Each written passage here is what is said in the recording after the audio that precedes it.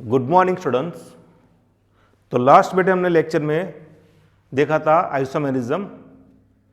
तो having 6 isomerism like one is the chain or skeleton isomerism, then after a position isomerism, then after functional group isomerism, then after metamerism, और यहाँ पे discuss करेंगे tautomerism and last था अपना chain ring isomerism. Okay, सो अपने books में 4 है, 5 और 6 नहीं है, पर वो नीट और जी के लिए इंपॉर्टेंट है। Tautomerism is the most important part of isomers. Okay, तो यहाँ पे लिखा है tautomerism. I just write down the definition of tautomerism. तो मैंने यहाँ पे लिखा बेटे, ध्यान दो, the organic compound having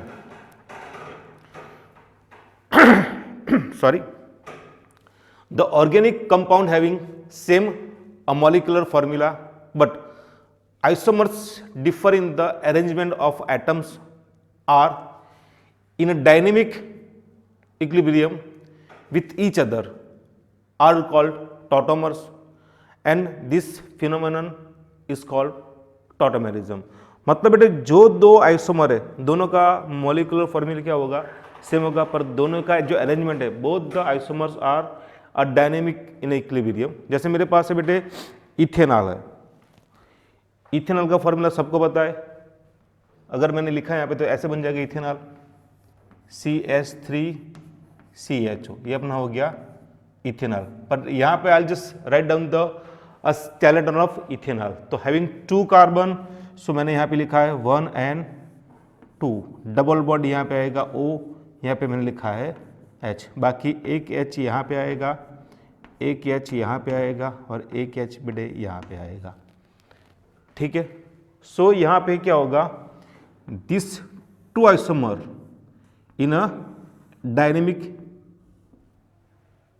equilibrium. तो क्या होगा बेटे, ध्यान दो, यहाँ पे जो 2 बॉन्ड, यहाँ पे जो बॉन्ड है दैट इज शेयरिंग बॉन्ड। मतलब इस बॉन्ड में एक इलेक्ट्रॉन इस कार्बन का है, एक इलेक्ट्रॉन या हाइड्रोजन का बेटे।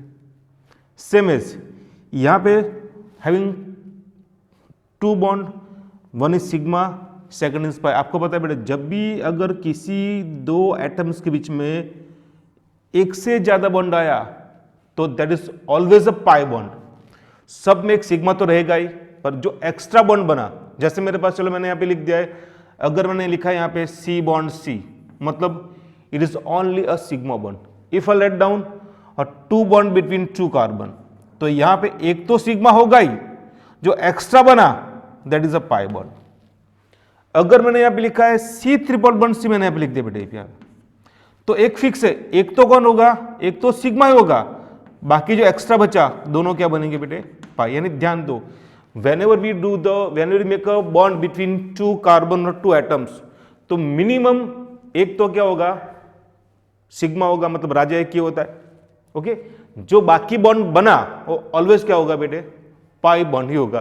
तो यहां पे ध्यान दो, और वी नो दैट कि pi bond is a weak bond compare to the sigma bond.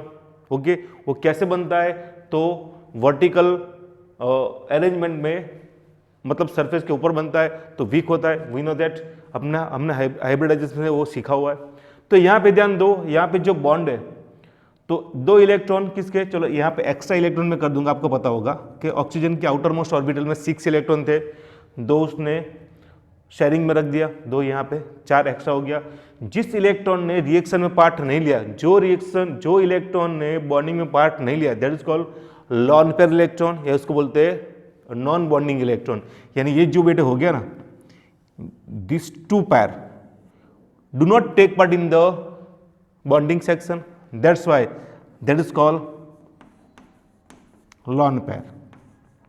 ये अपना कौन हो गया बेटे, लॉन पेयर इलेक्ट्रॉन हो गया। ओके, सो मैं यहाँ पे इसकी डिस्कस नहीं कर रहा हूँ, ठीक है ना। तो अभी क्या होगा, यहाँ पे ये अपना शेयरिंग बॉन्ड है। यहाँ पे देखो, मैं I just discuss only a pi bond. तो यहाँ पे हाँ, दोनों बॉन्ड में इलेक्ट्रॉन शेयरिंग है, तो पाई बॉन्ड का एक इलेक्ट्रॉन किसका है, कार्बन का, एक क्या होगा इसका, ऑक्सीजन का होगा। तो यहाँ पे क्या होगा, होमोलाइटिक फिशन होगा, समझने के लिए।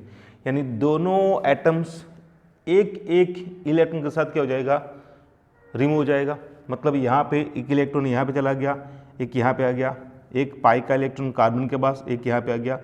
तो मैं आपको समझा रहा हूँ बीच में, ये आपको नहीं लिखना है, पर समझ के लिए मैं यहाँ पे ब्रैकेट में लिख रहा हूँ बेटे, यहाँ पे आपकी समझ के लिए मैं ब्रैकेट में यहाँ लिख रहा हूँ।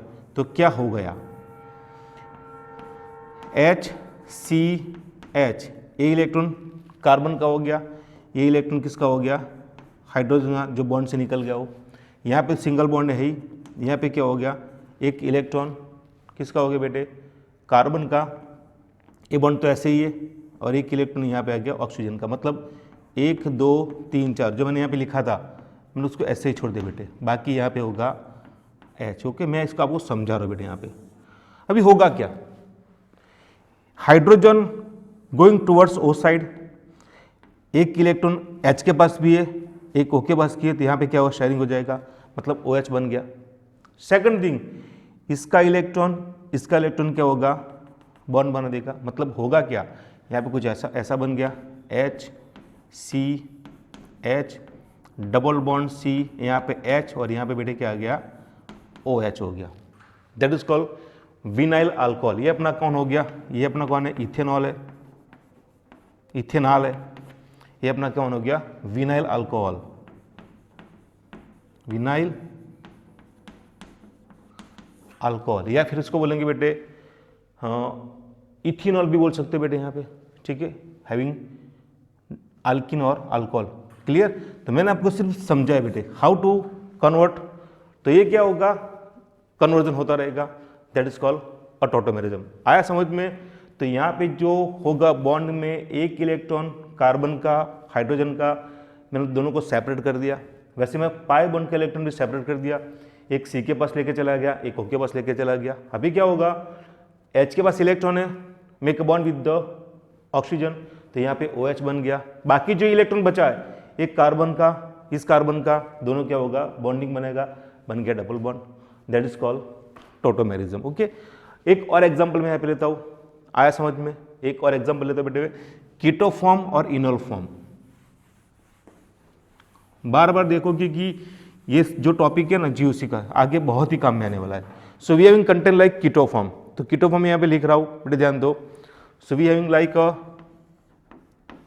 CH3C double bond O, CH2C double bond O, और यहाँ पे अपना ये CH3, that is called a keto form. ठीक है ना, आया समझ में, that is called keto form.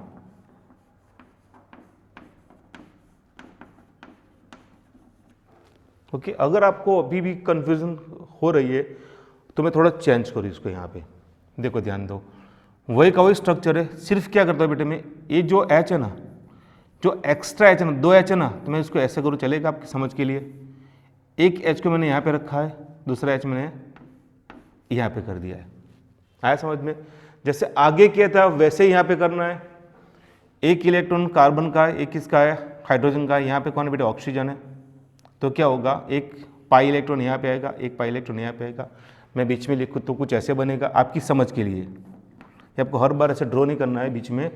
तो क्या होगा, यहाँ पे CH3C डबल बॉन्डो, यहाँ पे आएगा CH, एक इलेक्ट्रॉन, H का इलेक्ट्रॉन आ गया, यहाँ पे हो गया C इलेक्ट्रॉन ऑक्सीजन का, 1 2 3 4, एक एक्स्ट्रा इलेक्ट्रॉन, यहाँ पे हो गया अपना बेटे CH3 हो गया। ए बॉन्ड कहाँ पे चला बनेगा, यहाँ पे, और यहाँ पे बॉन्ड बन जाएगा। मतलब यहाँ पे हुआ क्या, सो यहाँ पे होगा CH3C double bond O, CH double bond COH and then CH3, कुछ ऐसे बन गया। आया समझ में। मतलब H यहाँ पे हो गया, OH बन गया, दोनों कार्बन ने क्या किया, शेयरिंग किया, डबल बॉन्ड बन गया, that is called enol form, enol form. तो ये बेटा हो गया अपना टोटोमेरिज्म। क्लियर। तो यहाँ पे क्या है, both the isomer having same molecular formula but both are in a dynamic equilibrium, that is called tautomerism. Last बेटे अपना है it's called chain ring isomerism. वो तो एकदम सिंपल है, इसको बार बार देख के प्रॉपर करना है बेटे। डाउट लगे तो पूछो, इसकी नोट्स बनाओ, क्योंकि ऑर्गेनिक केमिस्ट्री में जीओसी बेटे ध्यान दो, पूरा पार्ट 2, पूरा 12 का पार्ट 2 ऑर्गेनिक केमिस्ट्री। आप समझ सकते हो इतना इसका वेटेज है बेटे, तो समझ के करो। हाँ, इसके बाद हम फिजिकल पे जाएंगे, एटॉमिक स्ट्रक्चर है, थर्मोडायनेमिक्स है, इक्विलिब्रियम है, उसमें ध्यान दे बेटे।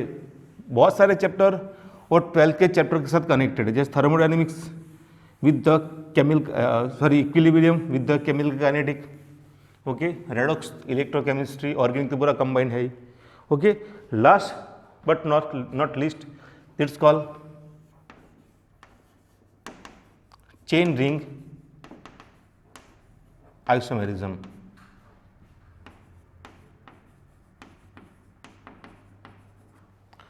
तो इसमें होगा क्या बेटे, हर बार वही लिखना है, हर बार वही लिखना है। क्या होगा, having same molecular formula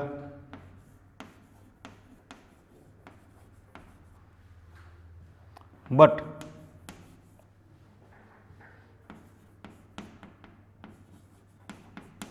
structure of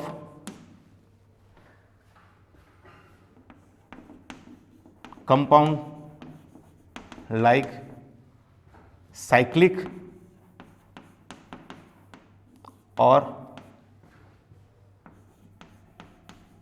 open chain, that is called chain ring isomerism. मतलब ध्यान दे, यहाँ पे दोनों का जो फॉर्मूला सेम रहेगा बट डिफरेंट क्या होगा उसका अरेंजमेंट। जैसे मेरे पास एक फॉर्मूला बेटे है, एक फॉर्मूला लिखता हूँ मैं CnH2n, CnH2n। चलो मैंने यहाँ पे n इजिकल ले लिया बेटे, 3 ले लिया, n इजिकल कितना लिया मैंने 3। अच्छा, ये फॉर्मूला किसका आपको पता है बेटे, CnH2n 3 था फॉर्मूला। आल्केन का क्या था याद करो अपने हिसाब से, आल्केन का था CnH2n +2, that is the formula of common formula of alkane. Alkyne का था CnH2n था, और अल्काइन का था CnH2n -2। क्लियर। तो ये अपना फॉर्मूला आल्किन का है, और दूसरा किसका बेटे है, ये formula also, that is called cyclic Alcaine.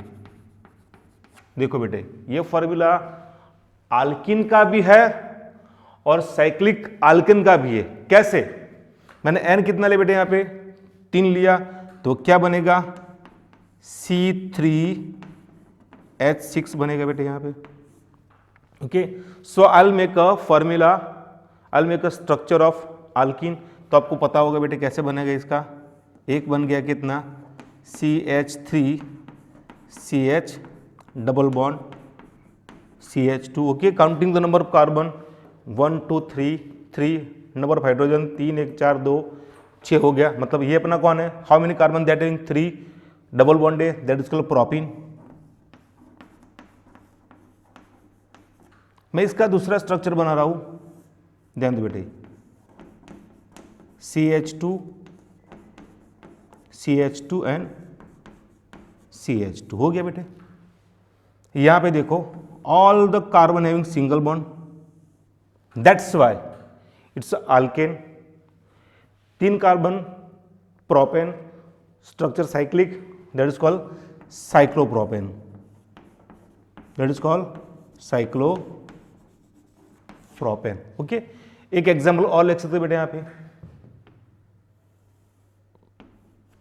चलो मैं एक और बना रहा हूं यहां पे, n यहां पे लिया अपन ने 4 लिया, तो क्या बनेगा CH3, या फिर फॉर्मूला बनेगा C4H8, तो एक बनेगा अपना CH3 CH2 CH2 CH double bond CH2, okay. Counting the number of carbon, 1 2 3 4, hydrogen 3 2 5 6 2 8 हो गया। हाँ, इसमें भी क्या हो सकता है बेटे, इसमें होगा पोजिशन आइसोमेरिज्म। हाँ, I just shifting the double bond from year two year, वो बन जाएगा। ये अपना हो गया ब्यूट 1 इन हो गया अपने यहाँ पे, दैट इज कॉल्ड ब्यूट 1 इन हो गया, ओके। यहाँ पे दूसरा डायरेक्टली बना दूं मैं, अभी मैं कुछ एक्स्ट्रा नहीं ड्रॉ करूँगा, इतना हो गया। आया समझ में? स्क्वायर नहीं है, ये कौन है अपना साइक्लोब्यूटेन है। क्यों, कैसे बनेगा यहाँ पे CH2 CH2 CH2 and CH2, that is called cyclobutane. तो अपना ये 6 आइसोमेरिज्म खत्म हो गया। Then after we just go a reaction mechanism and fission of bond, sharing bond. तो उसमें 2 मेथड है, हेट्रोलाइटिक फिशन और होमोलाइटिक फिशन। उसमें बेटे क्या होगा, तो ये इंपॉर्टेंस बहुत है, हेट्रोलाइटिक फिशन में क्या बनता है और होमोलाइटिक फिशन में क्या बनता है। तो कभी कभी क्या बनेगा, अगर मैंने होमोलाइटिक फिशन किया तो वहाँ पे फ्री रेडिकल बनेगा, और हेट्रोलाइटिक में क्या बनेगा, आयंस बनेंगे, पॉजिटिव और नेगेटिव। तो हम बाद में समझेंगे, ये आपको पूरी उसकी नोट्स बनानी है और प्रॉपर तरीके से करना है। Then after we just discuss about the topic of reaction mechanism, और वहाँ पे बहुत सारे टॉपिक है, जैसे 2 fission, heterolytic fission, homolytic fission. Then after inductive effect है, फिर हाइपर कॉन्जुगेशन है, मेसोमेरिज्म, रेजोनेंस, बहुत कुछ टॉपिक डिस्कस करना है। तो ये सब टॉपिक प्रॉपर तरीके से दिमाग लगा के करना है, डोंट उसको रट्टा नहीं मानना बेटे, पूरा समझ के तैयार करो, okay. Thank you very much, देख लो पूरा यहाँ तक।